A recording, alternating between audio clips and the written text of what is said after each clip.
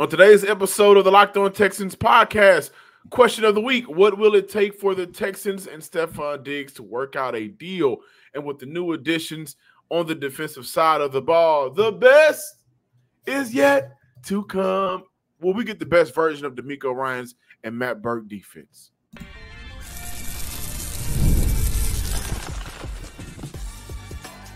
You are Locked On Texans, your daily podcast on the Houston Texans. Part of the Locked On Podcast Network, your team every day. Welcome in, everybody, to this Tuesday episode of the Locked On Texans podcast, a part of the Locked On Podcast Network, your team every day. Today's episode is brought to you by FanDuel. Listen, guys, make every moment more with FanDuel. As the playoffs wind down, the sports stop sporting like we want them to. But this summer, FanDuel is hooking up all customers with a boost or bonus daily. That's right. There's something for everyone every day, all summer long. Visit FanDuel.com/LockedOn to get started. I'm your Texans football analyst, Johnson Sports Guy Hickman. On the other side of the screen, Texans credential media member, Sports Illustrated's own Cody Davis. Thank you to all of our first-time listeners and viewers. Thank you for stopping by. Do us three favors, just three. Subscribe, like, and comment to the Locked On Texans podcast on YouTube and wherever you listen to your podcast.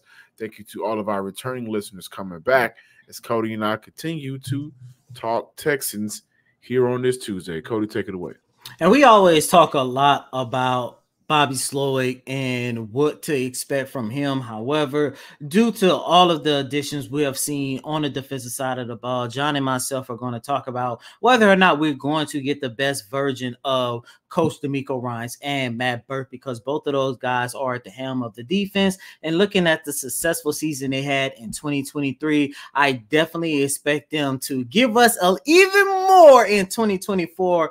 But, John, I do want to get this latest installment kicked off talking about the biggest acquisition of all, Stefon Diggs. As we know, when we got the news on April 3rd, when the Houston Texans landed Stefon Diggs in a blockbuster trade with the Buffalo Bills, everyone was like, okay, here it is. Stefon Diggs and the Houston Texans could definitely be a perfect marriage. Then all of a sudden, Nick Caserio, the head coach DeMeco Ryans, gave us another surprise. Not only did they land Stefon Diggs, but they decided to void it the final 3 years of his current contract. Skip you, reverse, draw four. Exactly.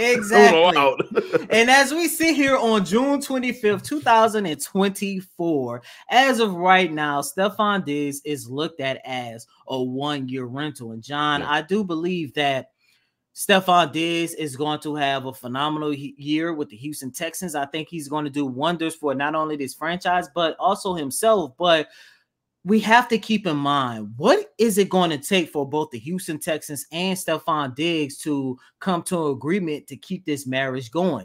And for the Houston Texans side of things, I think they got it a little bit easy, because just like what we talked about a couple weeks ago, the only thing Stefon Diggs wants to do is win. And this is what he said about his championship aspirations. Well, I mean, I feel like I've been chasing the Super Bowl since I got in the league. So, I mean, to say like, you get to one specific place and say, this is where I want to try to win it, but this is where I'm at right now. You know what I'm saying? I obviously believe in this team. I believe in the quarterback. Those are, unspoken things that we all can assume. But for me, chasing the ring isn't a like I came here to chase it. I came here to win. You know what I'm saying? That starts with a game one and moving forward. Of course you want a ring, and it sounds good to be like you want a Super Bowl and you want a ring, but it takes a lot of effort and a lot of consistency. For me, I take it in one day at a time. It starts in practice. It starts in the walkthrough. It starts in the meeting room. So for me, winning is always in the forefront of my brain with everything that I do. You know what I'm saying? But it's one thing at a time rather than just jumping the gun. I don't put the carriage before the horse.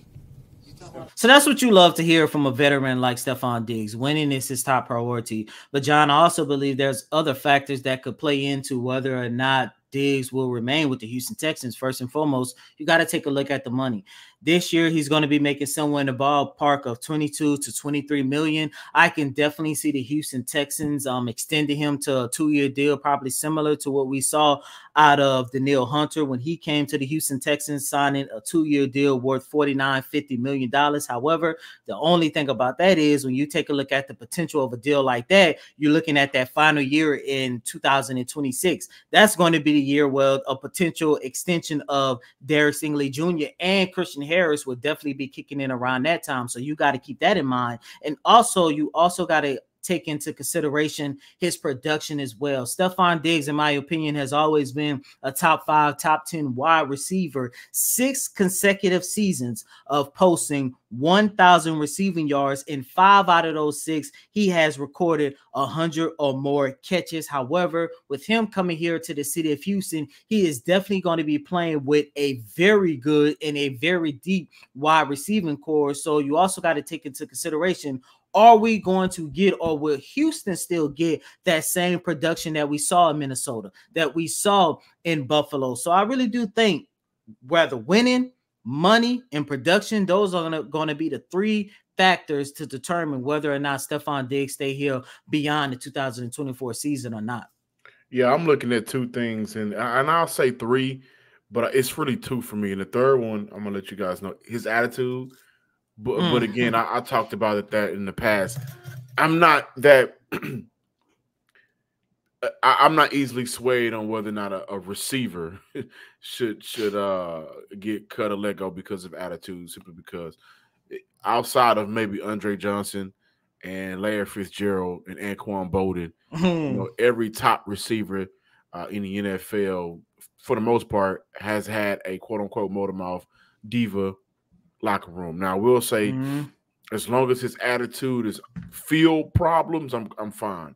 If it becomes locker room issues, then okay, that third thing becomes relevant as a reason as to why Houston may move on from him after this 1 year. And they played a tricky game, right? Because you had a receiver on the books already. When you signed him, the receiver market had already shifted. He was still on his old contract. So not expensive too much, relative to what the receivers are going to get paid moving forward. But the first thing is, okay, does he extend your championship window? Number 2 is, did the Texans reach their potential offensively, and how much of that came from his production? Those are the 2 factors for me when judging whether or not Stefon Diggs on the Houston side should return back to this team. Because you move for Stefon Diggs, you bring him into Houston in order to reach your full potential offensively with the weapons that you have with CJ Stroud in the backfield at quarterback, right? Same with Joe Mixon, but Houston extended Joe Mixon for 3 years. They did not do that. They did not keep that option open for Stefon Diggs. They did void those last couple of years of his contract.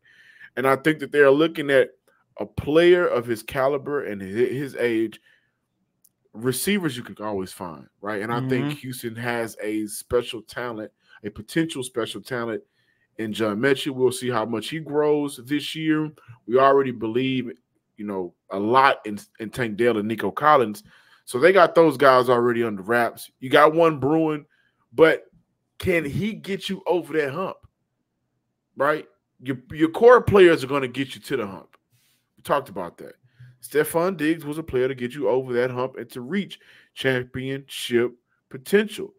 If you don't meet that, and if we, didn't necessarily get to the pinnacle of what we thought our offense would look like, if we got there and it wasn't necessarily because of you, or if you were detrimental to the process in any way, why would we keep you around? I think that's the 2 things that I'm looking at for Stefon Diggs. And also on Stefon Diggs' side, he can leave. Straight up, he can just walk out the door, go get a carton of milk and never return. So I think for him, it's kind of like, how am I being treated in Houston? How is my relationship growing with CJ Stroud? What's going on for me personally on the field and off the field? He's still a receiver. Numbers still matter. Let's not lie about it. Am I to still reach the heights that I want to reach, and I believe I can reach for my career, receivers want to get into the Hall of Fame, right? And are we winning? You know, how's my relationship with Bobby Slowick? Offensively, how much am I involved in the game plan? Am I getting freezed out on game plans week by week? You know, those things matter for him to determine whether or not he'll return back to Houston. Do you think the Texans will possibly get the best version of Stefon Diggs because he's already made the money?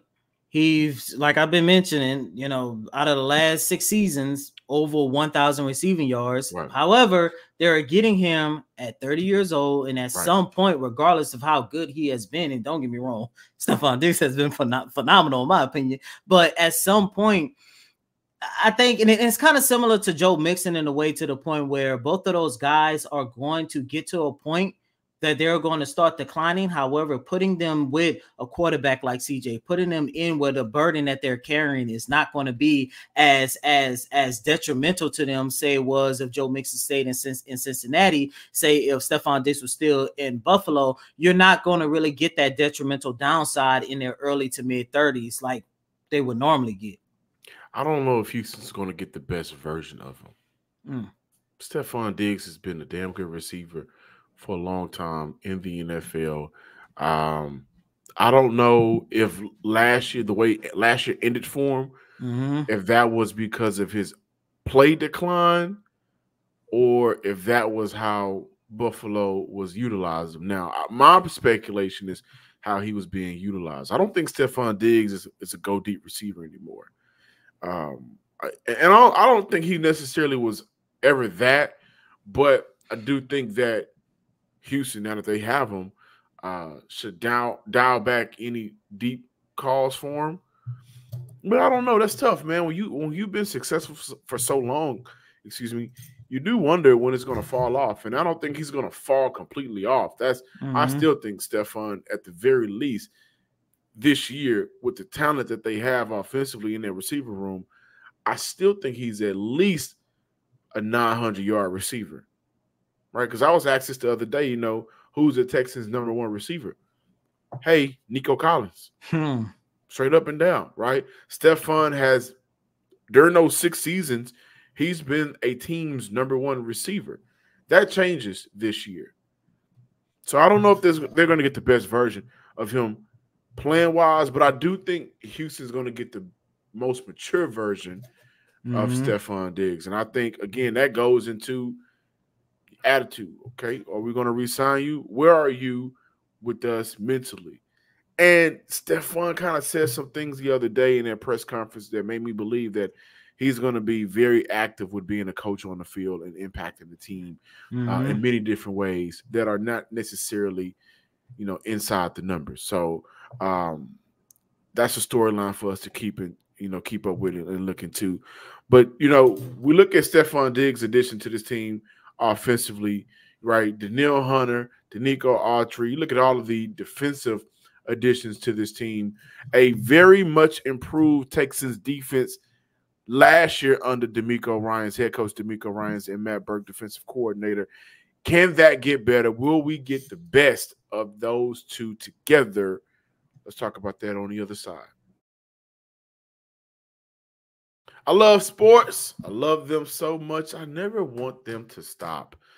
Honestly, guys, if you ain't been watching the WNBA, y'all missing out on some good action. But as the playoffs wind down, we get fewer games, and sports, they're not sporting like I want them to outside of the WNBA games, which, again, have been fire. But FanDuel lets me keep the sports going whenever I want. All I have to do is open the app and dream up bets anytime I'm in the mood. And this summer, FanDuel is hooking up all customers with a boost or a bonus daily. That's right. There's something for everyone every day, all summer long. So you can have your nice little summer drink on the patio. Just open up the FanDuel app and make you some extra money. Head over to FanDuel.com/lockedon and start making the most out of your summer. FanDuel, official sports betting partner of the MLB, NFL, and NBA. Visit FanDuel.com today. Welcome back in, Locked On Texans listeners and viewers. So, the question, will Houston get a better version or the best version of DeMeco Ryans and Matt Burke this year? Cody, these are my quick thoughts because this was a very much improved defense last year. Yep. Right, just off the top of my head, 170 rushing yards the year prior, 96.67 or something like that. Jesus. Under DeMeco Ryans and Matt Burke, right? Break a franchise sack record. So look at some of those good things. Defensively, in 2022-23, the Texans defense allowed 1.8 TDs, red zone TDs per game. Red zone, make sure I clarify that. Last year, 1.6. 2022, 0.9 passing TDs per game. Last year, 1. So, relatively the same, but 1 passing TD per game is pretty damn good. 2022, 2.3 sacks per game, 2.7 sacks per game last year. This team got better. They got faster. They got bigger. And then when you look at the additions that Houston made this year, right, on all three levels, they got somebody different that they believe it can come in and impact this team, whether it be rookie, whether it be big free agent signing. But where I do want to see Houston get better at defensively is their third quarter defensive performance, where they allow 6 points per game in that third quarter compared to the year prior, 4.7. And their scoring breakdown points per quarter, 4.2, 3.8, 4.6 in the fourth quarter. Houston is very competitive through the four quarters, but it does seem like, and we saw this a lot last year, it does seem like the third quarter is where they're either allowing teams to stay in the game or they're just shooting themselves in the foot. Like that third quarter against the New York Jets was abysmal. And that's after a very good defensive performance when everything was breaking down and failing for the Houston Texans in the first half. You saw the New York Jets, I think at that time, was being led out by Zach Wilson, just having an explosion in that third quarter. So just seeing them get better. But I do think overall with the additions on the defensive side of the ball, you're going to give DeMeco Ryans the front four I think that he believes can get after the quarterback consistently for all 17 games. And that was a major talking point to start the season off last year. I don't remember if it was DJ Bieniemy of ESPN who was asking about advanced stats and numbers or something like that. It was DJ, trust me. It was DJ. Shout out to DJ Bieniemy from ESPN. But, that question came up, and I believe the response to it was those advanced stats don't really matter. But Houston at that time was not getting after the quarterback like they wanted to. In the second half of the season, you saw that flip, right? Yep. And I think when you have a defense that can, for all 17 games, you have the depth to do it, you have the starters to do it, to get after the quarterback. Getting the best version of this coach, I think, is allowing your secondary to have the easiest job on the field. And when you have a secondary that includes Derek Stingley, and then you look on the other side, Kamari Lassiter, C.J. Henderson, Jeff Okudah, who's ever going to take that CB2 spot, and your safeties, you got one that's of age, right? Jimmy Ward. You got a Jalen Petrie trying to refine his rate. You got a Kalen Bullock, a rookie. Then you're looking at them being able to control the game up front and everybody behind them, including those linebackers. Well, again, I think Christian Harris has a shot to be a 100-tackle guy this year. Everybody's job is much easier because it's being led up front. And I think that's why you trade for a player like Will Anderson. You believe that he can lead your team from up front. Then you're going to see, Matt Burke, who DeMeco, fully believes in. You're going to see him kind of get a little bit creative. I'm going to take it back a little bit, and hopefully this won't bite the Texans defense in the butt. But exotic. Anthony Weaver, shout out to him. Anthony Weaver, you may see them get creative with some of their coverages and how they disguise them, because at the end of the day, guys, we can just beat your butt up front. We can beat y'all down with our front four guys, and Daniil Hunter, and Will Anderson, and whoever we choose to play alongside Danico Autry. That's when you're going to get moments potentially where the Sam Darnolds of the world, I'm seeing a ghost. Or, the confusion from quarterbacks because everything's moving so fast. Coverages are disguised so well. You got to beat the coverages, but you also got to hope that your offensive line can control those guys up front. And getting out the quarterback early and often, you start knocking quarterbacks bleep in the dirt, then now you're looking at getting them off tempo. And now they're kind of playing timid. And then now the world is in your hands defensively. That's why I think they can get better at, right, just controlling up front. And, guys, they did that to close off last season, heading into the playoffs. So another year with that duo, with better players and more depth, we may see a top 5, top 10 defense from the Houston Texans. I think we're going to see a top 10 defense, but I don't know how much better Coach DeMeco Ryans and Matt Burke can actually be. And I only say that because, look, the front four, even the front seven, I think is set. But, John, outside of Derek Stingley Jr., I still have my concerns about this secondary. Of course, more so in safety. And, of course, this is something you and I have been talking about a lot this offseason. I think if Jalen Petrie can get to the player that he was during his rookie season or even better, and if Jimmy Ward, who has had his moments throughout the 2023 season, if he can stay healthy, then look, I'm gonna walk around here with egg in my face because both of those guys are going to do their thing in the defensive backfield. But it's just due to them not being able to live up to expectations last season that I keep going back to. I'm like, I really don't know how much I can trust that parent.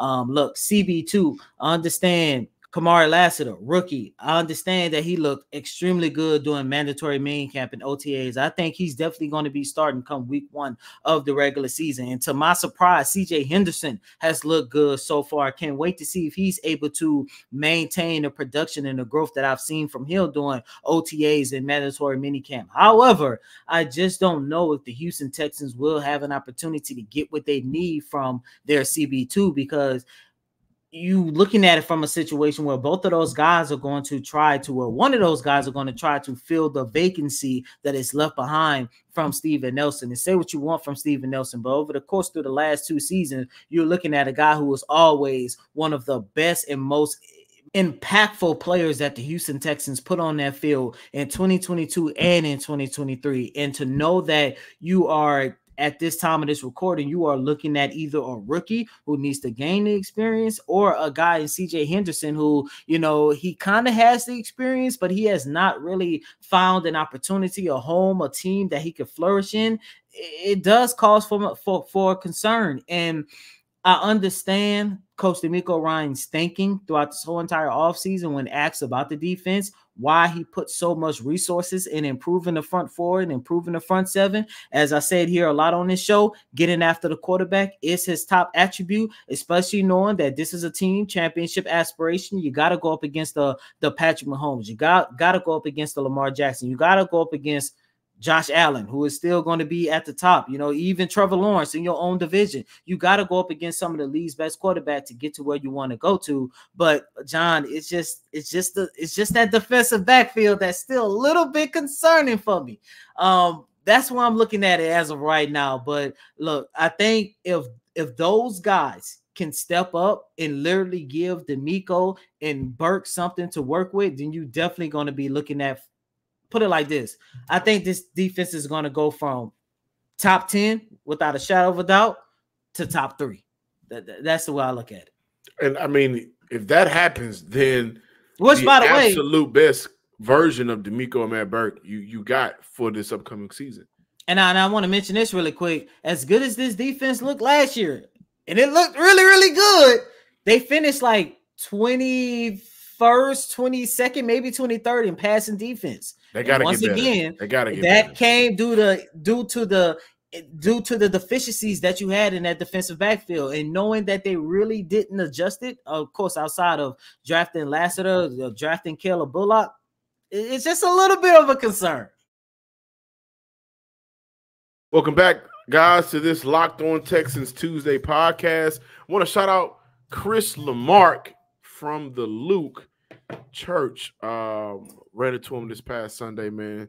I appreciate you watching our show, supporting our show, and just want to give you a shout out. Cody, let's head over to the YouTube comments before we close out today's show. Still summertime, right? We're still summertime vibing. We're not doing a show every day.